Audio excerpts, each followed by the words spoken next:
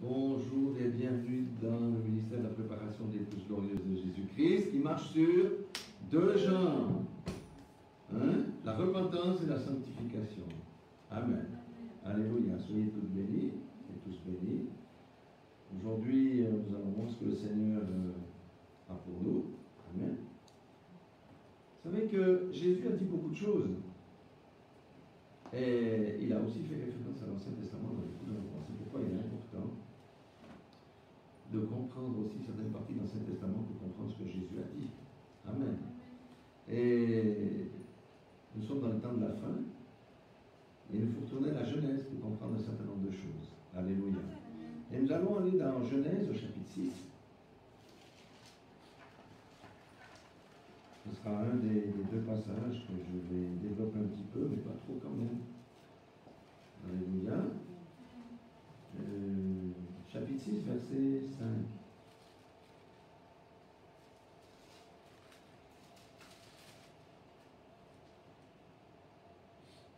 Genèse, chapitre 6, verset 5. Alléluia. L'Éternel dit ceci.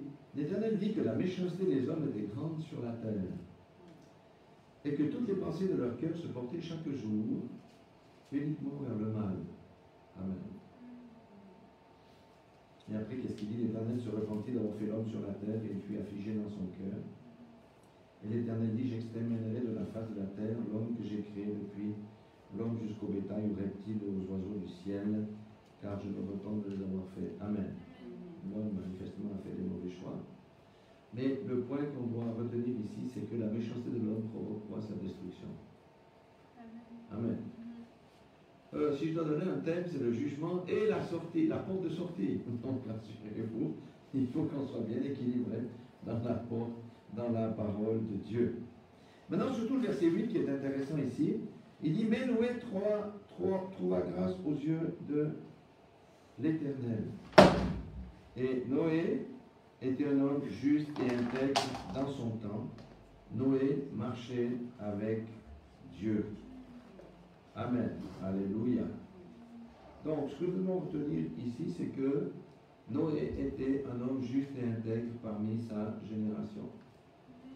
Et nous vivons dans les temps où Dieu regarde s'il trouve des hommes et des femmes intègres au milieu de cette génération méchante aujourd'hui et perverse d'aujourd'hui. Parce qu'il y a un parallèle certain de ce qui s'est passé au temps de Noé et le deuxième passage de la Bible que nous allons voir tout à l'heure. Verset 13. Alors Dieu dit à Noé, la fin de toute chair est arrêtée devant moi, etc., etc. Dieu avise toujours ce qu'il va faire à ses prophètes, ou à ses hommes, ou à ses joints. C'est pour ça que notre ministère est le ministère de la vérité. Parce que Dieu avise. Dieu n'a jamais fait quelque chose de méchant ou de dur sans qu'il ait annoncé à l'avance. Il a annoncé à Noé et lui a donné des instructions. Noé donc devait construire une arche, comme vous le connaissez. Et ça a duré vraiment beaucoup, des dizaines et des dizaines d'années. On ne connaît pas exactement si c'est 40 ans ou 100 ans, mais c'est dans ces zones-là.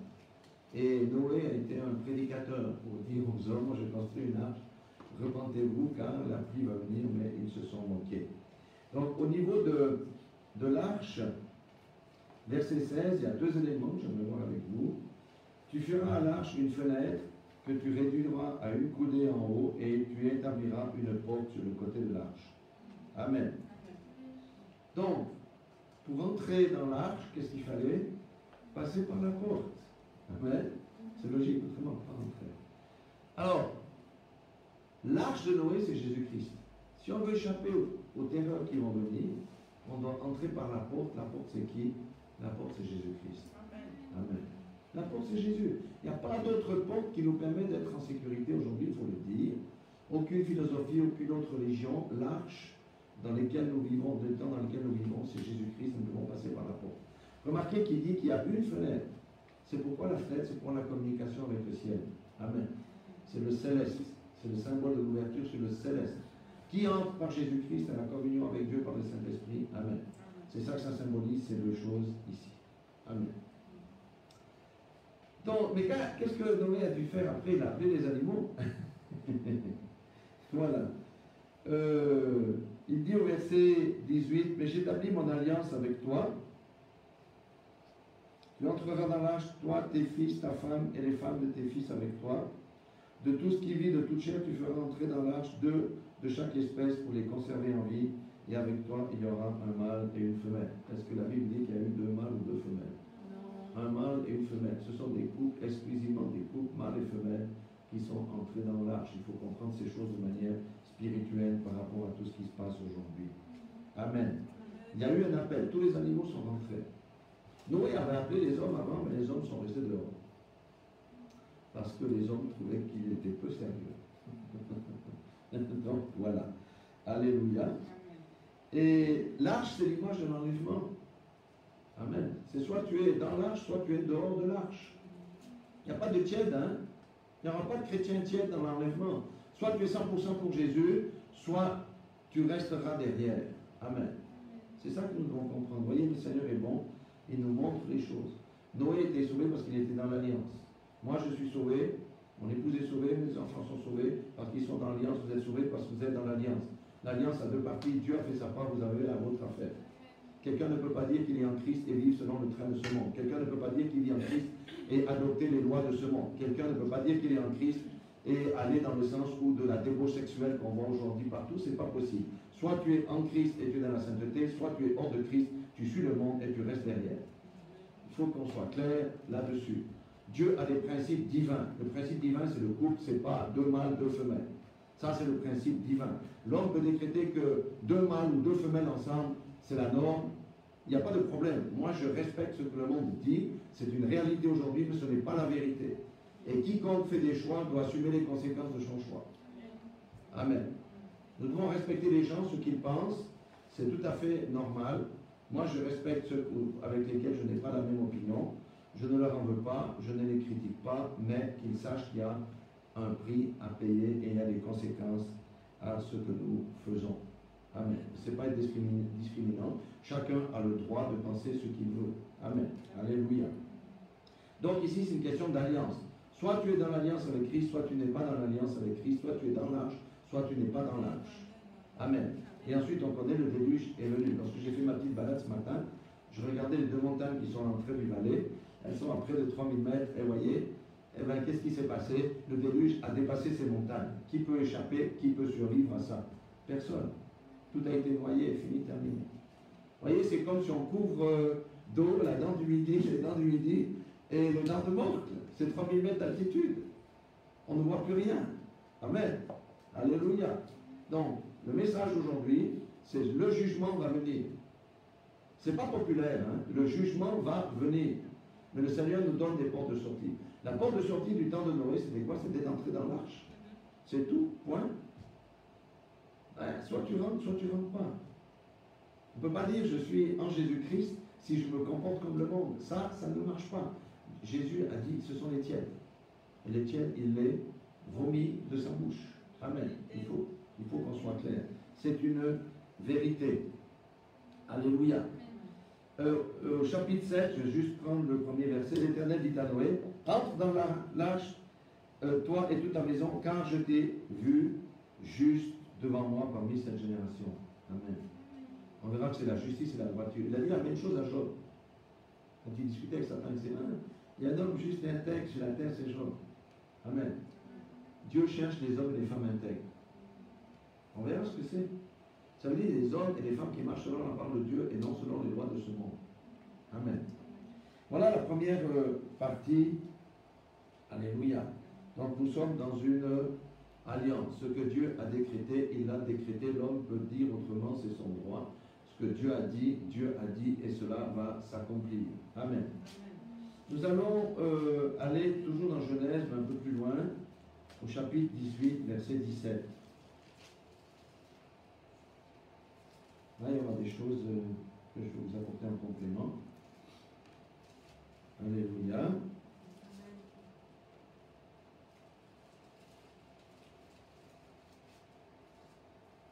Qu'est-ce qu'il dit ici? Il dit alors l'Éternel dit, cacherai-je à Abraham ce que je vais faire? Amen. qu'est-ce que Dieu allait faire? Il allait détruire Sodome et Gomorrhe. Mais il n'a pas caché ça à Abraham. Il y avait une raison à ça. Amen. Dieu avertit toujours. Pourquoi il avertit Abraham? Parce que son neveu était dans cette ville pourrie. Amen. Alléluia. C'est la première des choses. Et Dieu ne cache jamais ses intentions, comme je l'ai dit. Et au verset 20, il est dit, et l'Éternel dit, le cri contre Sodome et Gomorrhe s'est accru et leur péché est énorme. Alléluia, leur péché est énorme. C'est pourquoi je vais descendre et je verrai s'ils ont agi entièrement selon le bruit venu jusqu'à moi. Et si cela ne l'est pas, je le saurai. Amen. Donc Dieu va vérifier. Est-ce que, première question, quand je méditais là-dessus, le Seigneur m'a dit, est-ce que Abraham a contesté le fait là? Non, Abraham n'a pas contesté. Parce qu'Abraham connaissait ce qui se passait à Sodome et Gomorrhe. Amen. Abraham savait, il n'a pas contesté. Après, il a essayé d'intercéder pour sauver Lot. Hein. Donc, ça, c'est la première des choses. Et Lot a commencé à négocier. Au verset 23, il dit, Abraham s'approcha, il dit, mais feras-tu aussi périr le juste avec le méchant?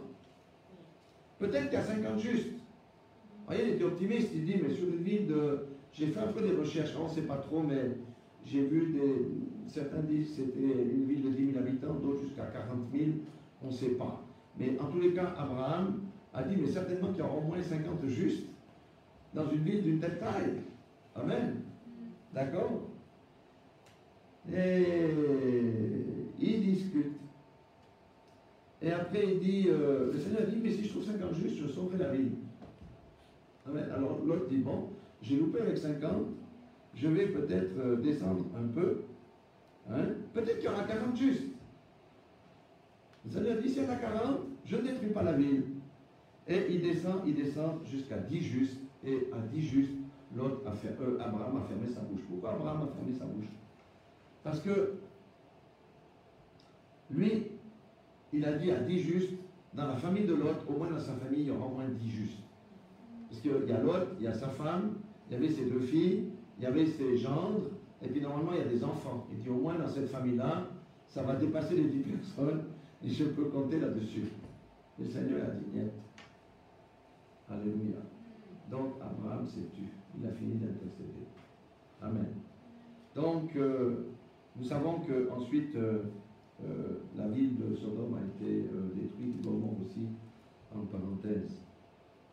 Donc, ce que nous devons comprendre ici, maintenant, peut-être que je vous donne une autre explication, parce que souvent on dit que c'est uniquement à cause de l'homosexualité que Sodome et Gomorrhe ont été détruites, mais il y a une deuxième chose, c'est la méchanceté des habitants. Il faut savoir que Sodome était au carrefour d'une route caravanière, donc il y avait beaucoup d'étrangers qui s'arrêtaient là pour passer la nuit, pour trouver quelque chose. Et Sodome, en particulier, était connu pour la maltraitance des sodomites envers tous les étrangers qui passaient là. C'était des hommes et des femmes extrêmement méchants.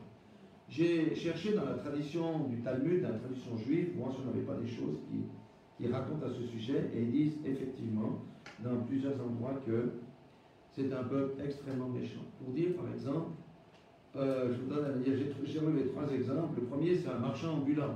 À l'époque, il y avait aussi des marchands ambulants qui allaient de ville en ville. Et quand un marchand ambulant arrivait à Sodome, tout le monde se rassemblait autour de lui, tout le monde lui piquait une chose. Comme ça, il pouvait assigner personne en justice.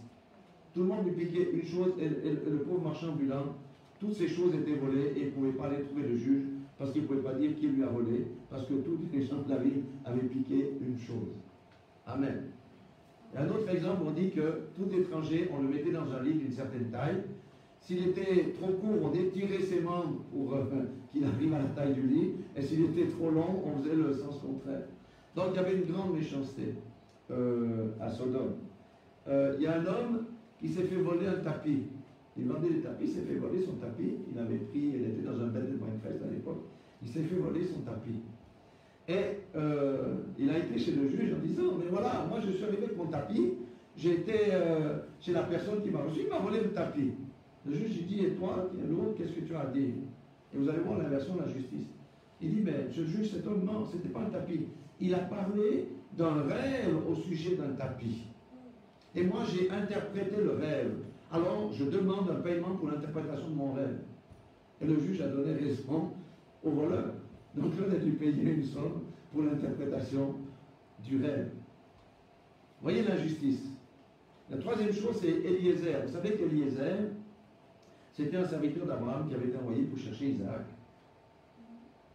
Une épouse, à Isaac.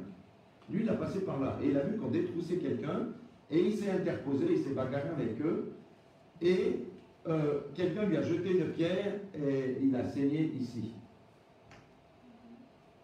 Bon, Eliezer, c'est un homme de paix, mais l'homme qui a envoyé la pierre a assigné Eliezer devant le tribunal de justice pour réclamer de l'argent, parce qu'à l'époque, on faisait les saignées aussi. Vous savez ce que c'est le point de vue médical. Il dit, voilà, je l'ai saigné par inadvertance, donc il me donne l'argent pour le service que je lui ai rendu. Et le juge a dit à Eliezer, oui, vous devez payer la saignée par inadvertance. Alors, le Talmud dit que, selon la tradition orale, Eliezer a pris un caillou qu'il a lancé sur la tête du juge et il a commencé à saigner abondamment et il a dit au juge, toi tu me dois de l'argent parce que par inadvertance, voilà, je t'ai fait une saignée. Amen.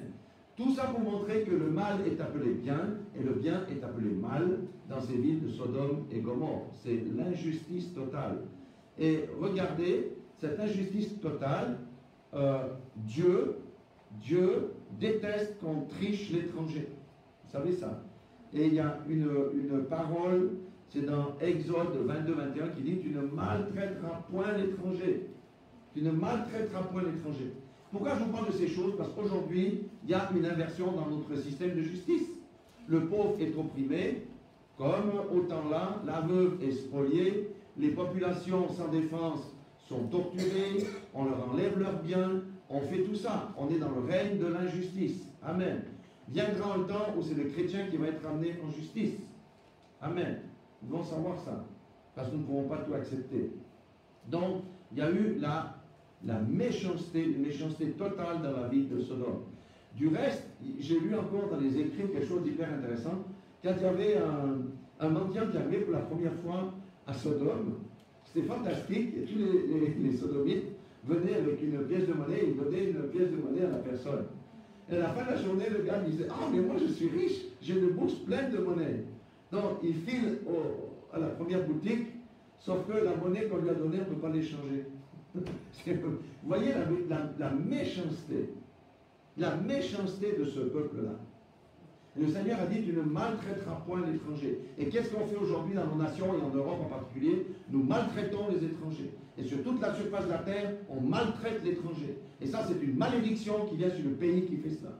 Nous devons faire très attention par rapport aux règles divines. Quand on voit tous ces gens qu'on ne s'occupe pas, on les bloque, on les chasse de l'Afrique parce qu'on vient tout leur voler, ils arrivent en bateau en Grèce et maintenant avec le Covid, les gens sont livrés à eux-mêmes, il n'y a pas de soins pour les enfants, il n'y a pas de soins, c'est la gabegie, c'est la crasse totale, il y a l'iniquité envers les femmes, envers les enfants sont violés. Dieu va réclamer le jugement là-dessus, je vous le dis. Que quelqu'un entende ce que je dis, ce n'est pas moi, c'est l'Esprit de Dieu. Dieu va réclamer le jugement sur toutes ces nations qui font ces choses-là. Dieu ne laissera pas impuni parce qu'il a dit, tu ne maltraiteras pas l'étranger. Amen. Nous devons faire attention avec ces choses. Beaucoup attention. Comme j'ai dit, le deuxième point pour lequel le Seigneur a détruit Sodome et Gomorrhe, en l'occurrence à Sodome, il y avait un viol collectif qui était en train de se préparer parce que du plus petit au plus grand, la parole le déclare, il voulait violer les deux hommes qui étaient venus chez Lot. Alléluia. C'est quelque part au chapitre 19. Du reste, et là, on va voir le verset 11, ça c'est les anges qui ont frappé d'aveuglement les sodomites, hein. Et ils frappèrent d'aveuglement les gens qui étaient à l'entrée de la maison, depuis le plus petit jusqu'au plus grand. Ça veut dire ces mœurs homosexuelles touchaient toute la population. Amen. Et Lot avait dit, non, épargnez ces deux hommes, je vous donne 2 filles vierges. Ils n'ont pas voulu les filles vierges parce qu'ils voulaient les hommes. Amen. Alléluia. Alléluia. Non, on vient de dire que la sodomie c'est naturel. Ok, moi je respecte les opinions, ce n'est pas un problème, ce n'est pas ce que la Bible dit. Ce n'est pas ce que la Bible... Je respecte les opinions, encore une fois, ce n'est pas ce que la Bible dit. Il y a confusion aujourd'hui sur ces choses, et toutes ces choses amènent la malédiction. On doit savoir ces choses-là. Et au Lévitique 22, le peuple de Sodome et de Gomorrhe était aussi, bien entendu, avec des mœurs contraires à Lévitique 18, 22, où il est stipulé tu ne coucheras pas avec tu ne coucheras point avec un homme comme on couche avec une femme. C'est une abomination. Amen. Il faut que les choses soient claires. C'est la Bible qui parle, ce n'est pas un pasteur, ce n'est pas un homme, c'est la Bible qui parle. L'homme est en droit de choisir ce qu'il veut, de passer les lois qu'il veut. L'homme a le libre arbitre, mais il doit savoir que les choix ont des conséquences. Amen. Alléluia. Il faut être vrai. Il faut être vrai dans ce qu'on prêche. Il faut être vrai dans ce qu'on dit. Amen. Et une église qui accepte ça et qui bénit les mariages de même sexe est une église qui a déjà été vomi de la bouche de l'Éternel. Point de salut pour tous les gens qui acceptent telle doctrine. Amen. Mais encore une fois, moi je respecte, je n'attaque pas, mais par contre, qu'on ne vienne pas m'enlever mes croyances à moi parce que j'ai le droit, même si je suis minoritaire aujourd'hui dans ce monde. Amen. Alléluia. Chacun est libre de penser. Certains pensent que Dieu est un âme. Ben, libre à eux de penser. Mais moi je pense que Dieu est Dieu, que c'est le Dieu de la Bible, le Dieu d'Abraham, d'Israël et de Jacob, voilà ce que je pense. Et que Dieu s'est révélé aux hommes au travers de Jésus-Christ, que Jésus-Christ est la porte de l'arche qui emmènera les personnes dans l'enlèvement aujourd'hui. Amen. Alléluia. J'aimerais encore vous savez que Jésus a beaucoup parlé du sceptre. Parce qu'on me dit oui, mais c'est l'Ancien Testament. Oui, c'est l'Ancien Testament. Jésus a parlé du sceptre et que nous sommes les sarments. Comme je l'ai dit plusieurs fois, mais je vais le répéter ici, parce que beaucoup de gens ne connaissent pas cette vérité fondamentale. Il y a plusieurs sceptres. Il y a plusieurs sceptres. Jean 15 dit, je suis le vrai sceptre. Si un vrai sceptre, c'est qu'il y a un faux sceptre. Il y a le sceptre de l'Église de Jésus-Christ et il y a les sceptres de l'Église religieuse. Amen. Vous savez qu'Abraham est un type de l'épouse qui était en dehors du monde, hein, puisqu'il vivait dans les hauteurs, il n'était pas corrompu. Lot est un type du chrétien qui était compromis avec le monde. Dieu allait le détruire si Abraham n'était pas intervenu. Amen. Son âme était tourmentée, mais il n'avait pas assez de force pour quitter ce lieu-là.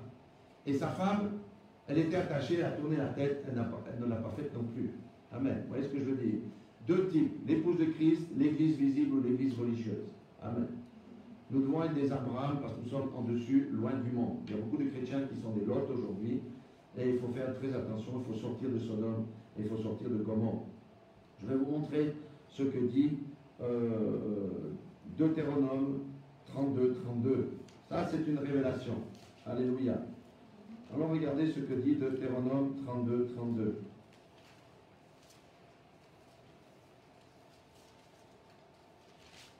Il parle d'une vigne ici.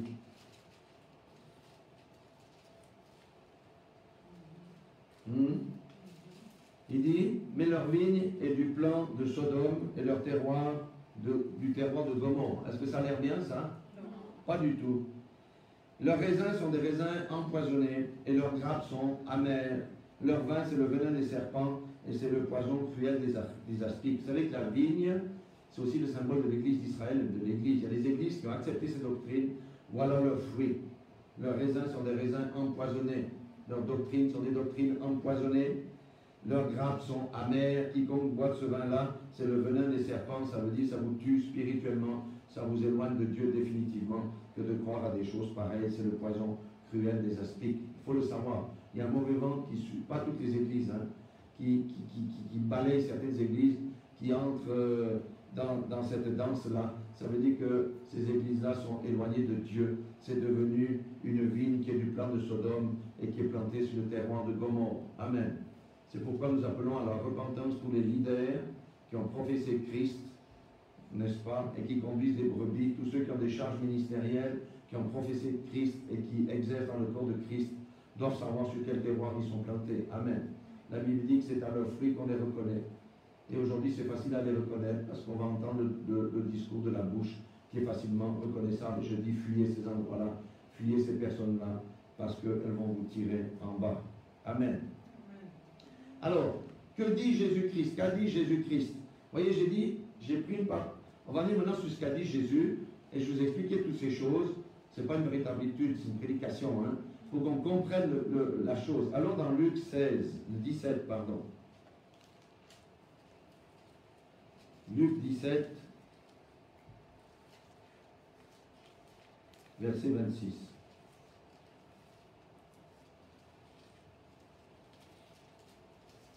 Au verset 30. Et vous verrez que ces choses qui sont écrites là concernent exactement le temps dans lequel nous vivons. Amen. Alléluia. Il dit, c'est Jésus qui parle, c'est pas un théologien. Les hommes mangeaient, buvaient, se mariaient leurs enfants, jusqu'au jour où Noé entra dans l'arche. Il rappelle le passé que je viens de lire.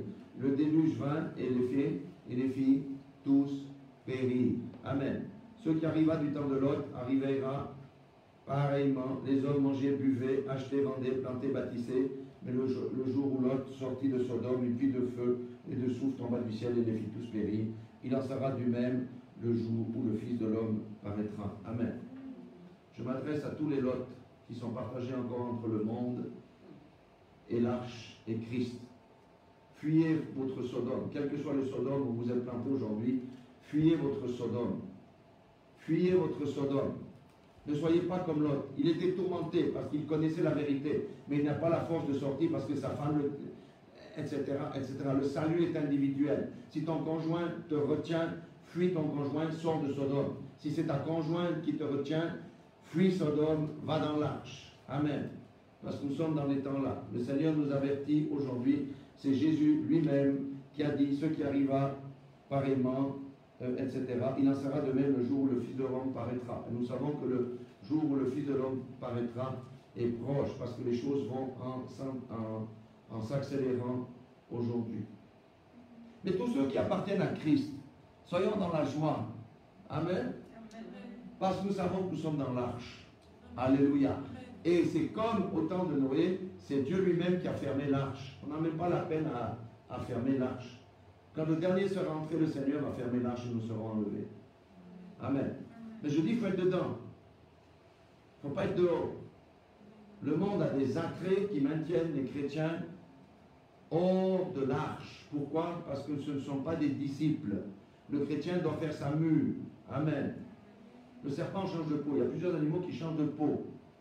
De chrétien, il doit venir un disciple. Amen. Alléluia. Le chrétien est encore trop près du monde et encore dans le monde et vit dans le monde.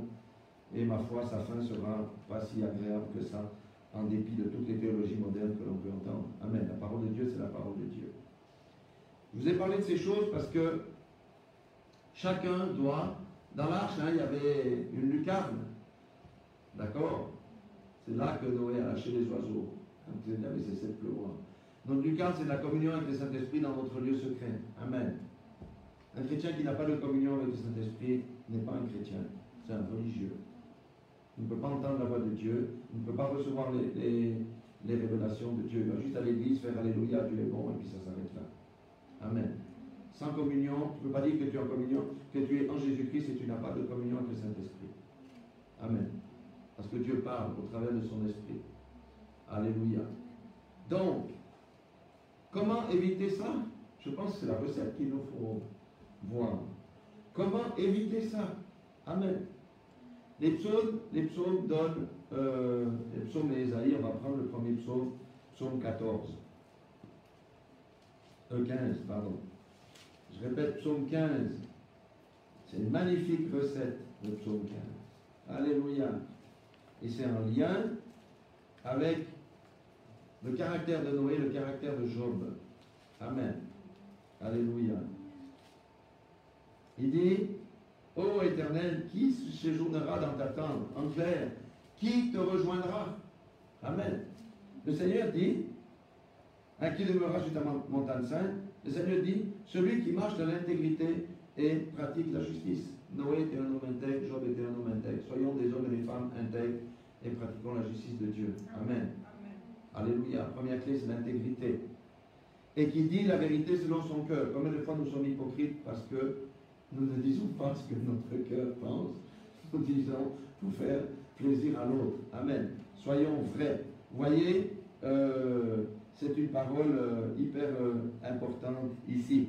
Du reste, pour dire, qui dit la vérité selon son cœur, juste au psaume 17, il y a le verset 3 où David dit, ma pensée n'est pas autre que ce qui sort de ma bouche. Amen. Voyez, nous vivons dans les temps où nous devons être en adéquation entre ce qu'on pense dans notre cœur et ce qu'on dit. Si ça ne va pas, il ne faut pas dire ça va bien. Si ça ne va pas, ça ne va pas. Point. Vous voyez ce que je veux dire? C'est ça. C'est un critère. Le Seigneur nous donne les clés pour marcher dans l'intégrité et dans la justice. Vous voyez? Ça, c'est être dans l'arche. Ça, c'est être dehors de Sodome. Amen. Il ne calomnie point avec sa langue. La calomnie, vous savez, c'est le cannibalisme. On tue les gens, on mange les gens avec la langue. Amen. Il y a trop de divisions dans le corps de Christ à cause des calomnies. Il faut cesser les calomnies, la critique des autres. C'est tout. Si quelqu'un fait le mal, on va lui dire en face, écoute, c'est pas très bien, fais attention, reviens, etc. S'il ne veut pas prendre deux témoins, s'il ne veut pas dire à l'église et exclure, ça c'est la parole de Dieu. N'est-ce pas? Il ne calomnie point avec sa langue et il ne fait point de mal à son semblable. Aujourd'hui, on vit dans le règne de la méchanceté. Chacun essaye de tirer profit de l'autre. Il ne fait point de mal à son semblable. Dans l'église, nous devrions avoir personne qui fait du mal à son semblable. Amen. Il ne jette point l'opprobre sur son prochain. Au contraire, il va couvrir sa nudité avec le manteau et lui parler en privé. Amen. Il regarde avec dédain celui qui est méprisable. Souvent, celui qui est méprisable, c'est celui qui a les moyens, qui a beaucoup d'argent, qui est dans des positions de pouvoir. Et on n'ose pas trop lui dire, on le flatte. Non, il faut regarder avec dédain les gens qui considèrent autrui comme méprisables. Pourquoi il n'y a personne de méprisable sur la terre? Pourquoi? Parce que nous sommes tous des créatures de Dieu. Et Dieu a dit, je vous ai créé semblable à moi. Amen. Ils vont comprendre ces choses-là. Le chrétien qui est raciste, il se trouve dans l'arche ou hors de l'arche? Il est hors de l'arche. Entendez-moi bien. Celui qui est raciste dans son cœur n'est pas dans l'arche, n'est pas dans l'alliance avec Jésus-Christ. Parce que le racisme est contraire à l'amour. Alléluia. Videz vos cœurs, nettoyez vos cœurs s'il y a du racisme dans le cœur. Amen. Nous sommes blancs, Dieu a fait des jaunes, des gens de toutes sortes de couleurs. Et puis, est-ce que nous sommes supérieurs pour autant? Mais le racisme se trouve aussi dans les autres ethnies. Hein? On a le racisme contre le blanc aussi. Ça s'adresse à toutes les ethnies de toute la terre. Celui qui a le racisme dans le cœur n'est pas dans l'arche de l'alliance. Il n'est pas en Jésus-Christ et il ne sera pas enlevé. Qu'importe s'il va à l'église ou qu'il fasse tout ce qu'il veut, il ne sera pas enlevé. Parce que, ici, la Bible est claire. Mais il honore ceux qui craignent l'Éternel. Honorer ceux qui craignent l'Éternel. Ça peut être un mendiant qui craint l'Éternel, il faut l'honorer. Amen. Ça peut être un leader. Oui, il faut les honorer. Alléluia. Il ne se rétracte point s'il fait un serment à son préjudice. Si on a fait un serment, on va jusqu'au bout de ce qu'on a dit. Il n'exige point l'intérêt de son argent. Amen. Si on vient pour emprunter, il y avait une loi, il y avait de toute façon des ordonnances dans la loi qu'on ne pouvait pas prendre de l'intérêt sur ce qu'on prêtait, etc. Il n'accepte point de don contre l'innocent. On achète le procès. Regardez quand Naboth avait refusé de vendre la vigne à Akab, on a acheté les faux témoins. C'est ça ici. Il n'accepte point de don contre l'innocent. Écoute, je te file 10 000 francs, mais dis que l'autre a fait ceci. Dis que l'autre a fait ça. Ne dis pas que j'ai fait ci. C'est au détriment d'autrui. Ça s'appelle le parjure. Ce sont des choses abominables aux yeux de Dieu. Voilà comment nous entrons dans l'intégrité et dans la justice. J'espère que ça parle à quelqu'un. Voilà ce que Dieu entend des fils et des filles de lumière. Ce n'est pas tellement les doctrines et toutes ces choses-là. Voilà, c'est le cœur.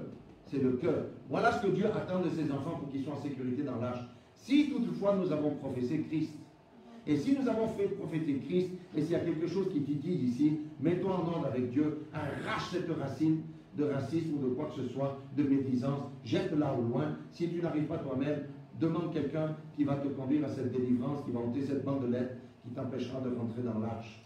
Amen. Alléluia. Je vais encore donner un petit éclairage supplémentaire avant d'arriver à la conclusion. C'est dans Ésaïe chapitre 33. Ésaïe chapitre 33, verset 14.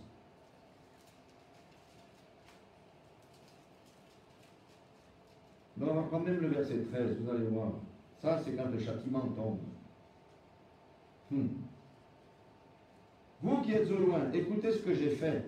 Et vous qui êtes près, sachez quelle est ma puissance. Le Seigneur nous a donné l'exemple de Noé, des temps de Noé et de Sodome, comme avertissement contre le monde impie à venir. Amen. Verset 14. Les pécheurs sont effrayés dans Sion. Ah, quand Dieu se met en colère. Dieu est bon, hein? Dieu est bon. Mais quand il enlève son vêtement de l'agneau de la bonté, et qu'il il prend le caractère du lion avec le jugement, Dieu n'est plus bon. Un tremblement saisit les impies. Qui de nous pourra rester auprès d'un feu dévorant? Est-ce que ça a l'air agréable le jour où Dieu va se mettre en jugement contre une nation, contre un peuple, contre une famille, contre une personne? Non. Et qui de nous pourra rester auprès des flammes éternelles? Le Seigneur dit, oui, quelqu'un peut rester. Quelqu'un peut éviter mon feu dévorant. Quelqu'un n'ira pas dans les flammes éternelles. Qui c'est celui-là? Celui qui marche dans la justice et qui parle selon la droiture. Amen. Dieu nous appelle à marcher sur la voie droite, sur le sentier étroit. Alléluia. Il n'y a pas d'autre chemin.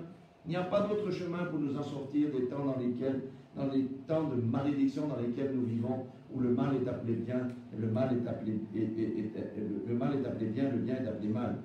Qui méprise un gain acquis par extorsion, quand on fraude autrui, qui secoue les mains pour ne pas accepter un présent, qui ferme l'oreille pour ne pas entendre des propos sanguinaires, et qui se bande les yeux pour ne pas voir le mal. Amen. Job avait fait un pacte avec les yeux. Mais si on sortait aujourd'hui dans la rue, il faudrait presque mettre un bandeau en permanence pour ne pas voir le mal. Faisons un pacte avec nos yeux. Il dit, celui-là habitera dans les lieux élevés. Des rochers fortifiés seront sa retraite, du pain lui sera donné et de l'eau lui sera assurée. Quand viendra la disette de la famille, nous aurons toujours à manger, nous aurons toujours à boire. Écoutez ce que l'Esprit dit aux églises aujourd'hui. Voilà, Dieu regarde au cœur. Voilà le caractère de celui qui va échapper à toutes ces choses. Voilà le caractère de celui qui est entré dans l'arche. Voilà le caractère de celui qui sera préservé des choses qui vont arriver sur cette terre. Car nous savons que nous sommes au début des douleurs. Hein? Le monde est en train d'accoucher quelque chose de neuf. Alors, dans le Nouveau Testament, je prendrai juste 2 versets pour que ça soit équilibré. Mais ces 2 versets disent tout. Dans 1 Jean chapitre 2,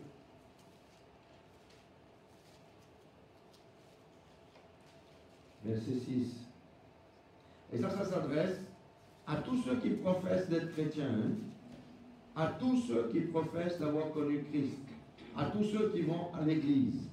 Il est dit ici, celui qui dit qu'il demeure en lui, c'est-à-dire en Jésus, doit marcher aussi comme il a marché lui-même. Ça, c'est l'exigence de Christ. On ne peut pas dire être en Jésus et marcher comme le monde. Non. Est-ce que Jésus était raciste? Non. Est-ce que Jésus fraudait son prochain? Non. Est-ce que Jésus avait la convoitise dans le cœur? Non. Est-ce que Jésus était égoïste? Non. Jésus faisait le bien, il guérissait les malades, il chassait les démons, il faisait toutes ces choses parce qu'il avait un cœur pur. C'est avec le cœur pur, parce que lorsque l'enlèvement viendra, ce n'est pas notre position, c'est le cœur qui va déterminer si nous allons être enlevés dans les airs ou pas. Celui qui dit qu'il demeure en Jésus doit marcher aussi comme il a marché lui-même. Jésus a pardonné à ses ennemis. Amen. Alléluia. Quand on lui a craché dessus, il n'a pas rétorqué. Sur la croix, il a dit, Père, pardonne-leur, ils ne savent pas ce qu'ils font. Amen. Quelqu'un a du non-pardon, n'ira pas dans l'arche. Parce que si le non-pardon est dans ton cœur, Dieu ne peut pas te pardonner tes propres péchés. Le non-pardon est un gros empêchement, une grosse barrière pour beaucoup de chrétiens. Et c'est dur parce que les gens ont subi des choses extrêmement difficiles. Amen. Si tu n'arrives pas par toi-même à avoir un pasteur qui sait comment t'amener à pardonner, le pardon libère. Alléluia. Le pardon est une prison spirituelle. Alléluia. Jésus a pardonné. La prière de notre Père nous dit de pardonner. Ne gardons aucun non-pardon dans le cœur, parce que ça donne un droit à Satan de nous mettre dans une prison spirituelle. Il y a des gens juste sur leur lit de mort, j'ai entendu ça quand j'étais gamin. Ah, ils disaient, mais tu vas mourir, pardonne à ton frère. Celui-là, jamais. Ton frère va mourir, pardonne-le. Jamais. Ce sont les malédictions qui sont sur ces gens-là. Le pardon est une des choses les plus importantes du Nouveau Testament et de l'Évangile. Amen. Alléluia. Nous devons avoir des cœurs purs. C'est pour ça que lorsqu'on nous blesse avec le couteau, il Soyons prompts à pardonner. Ce n'est pas toujours facile, mais il faut pardonner. Le deuxième verset, c'est toujours dans 1 Jean, chapitre 3. 1 Jean, chapitre 3, verset, c'est tout à la fin. 1 Jean, chapitre 3, verset 15. Amen. Alléluia. Celui qui déclarera publiquement que Jésus est le Fils de Dieu, Dieu demeure en lui et lui en Dieu. 1 Jean, chapitre 4, pardon, verset 15. Je me suis trompé. 1 Jean, chapitre 4, verset 15. Mais le 3, 24 aussi bien. Celui qui déclare publiquement que Jésus est le Fils de Dieu, Dieu demeure en lui et lui en Dieu. Nous avons besoin de publier que Jésus est le Fils de Dieu. Amen. Frères, sœurs, les gens ne doivent plus ignorer qui nous sommes.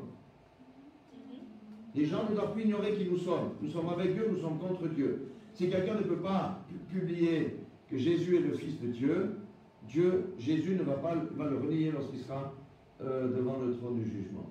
Amen. Le chrétien doit dire qu'il est chrétien aujourd'hui. Et pas être dire qu'il est chrétien uniquement le dimanche, avec tout ce qui se passe. Si on a l'occasion, nous devons dire que Jésus est le Fils de Dieu. Amen. Alléluia. Et voyez, le 3,24, je terminerai alors avec ça. Celui qui garde ses commandements demeure en Dieu et Dieu demeure en lui. Et les commandements de Dieu sont deux commandements dans la Nouvelle Alliance qui reprennent tous les commandements des prophètes. C'est aime ton Dieu de toute ta force, de toute ta pensée. Mets-le à la première place, aime ton prochain comme toi-même. Celui qui fait ça, il est en règle avec Dieu. Celui qui garde ses commandements demeure en Dieu et Dieu en lui, et nous connaissons qu'il demeure en nous par l'Esprit qu'il nous a donné. Amen. Alléluia.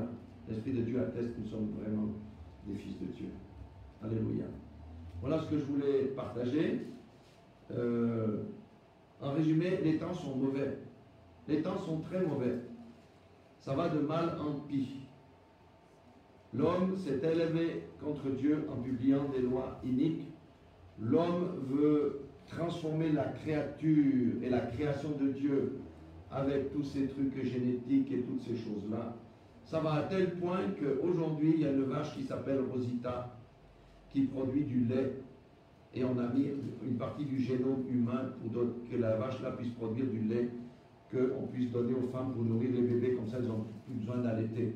C'est une abomination. Voyez l'homme où il se trouve aujourd'hui. Vous savez, si on va dans les... Ici on a Europa Park ou Disney, on prend comment on appelle ça? Ces montagnes russes, on monte, puis après il y a une descente vertigineuse. Aujourd'hui l'homme est sur la descente vertigineuse.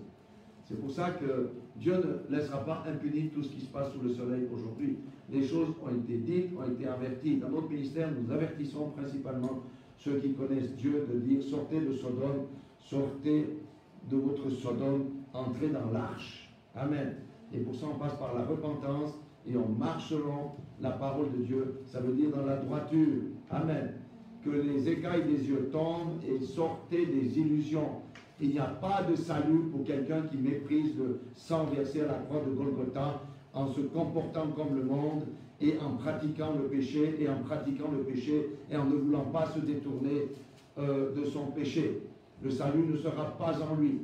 La Bible, allez bien lire Apocalypse 22. Dehors ceux-ci qui commettent ceci, dehors ceux qui commettent cela, etc. C'est soit nous sommes avec Jésus, soit nous reconnaissons Jésus comme Seigneur et Sauveur, et nous serons dans l'arche et nous serons préservés, nous irons dans l'enlèvement, soit nous professons Jésus, mais nous vivons comme le monde, nous acceptons les lois du monde, et bien le châtiment attendra ce genre de personnes-là. Il faut être clair, il n'y a que deux chemins, il n'y a que deux portes. Une porte qui mène au salut et une porte qui mène à la perdition. Amen. J'espère que cette courte prédication aura fait du bien à quelqu'un, qu'elle aura secoué quelqu'un, qu'elle aura raffermi ceux qui connaissent déjà la vérité pour rester dans la droiture et dans le sentier étroit. Amen. Soyez tous bénis dans le nom puissant de Jésus-Christ et que le Seigneur nous aide à tenir bon, que le Seigneur nous aide à rester dans la voie droite, Que le Seigneur nous aide à rester en dehors de tout compromis, dans le nom puissant de Jésus-Christ. Rappelez-vous qui nous sommes. Nous sommes des fils de Dieu. Le Seigneur nous a donné l'autorité. Cette autorité, cette puissance doit être manifestée dès maintenant jusqu'au retour de Jésus-Christ. Soyez tous bénis dans le nom puissant de Jésus-Christ. Nous vous aimons. Amen.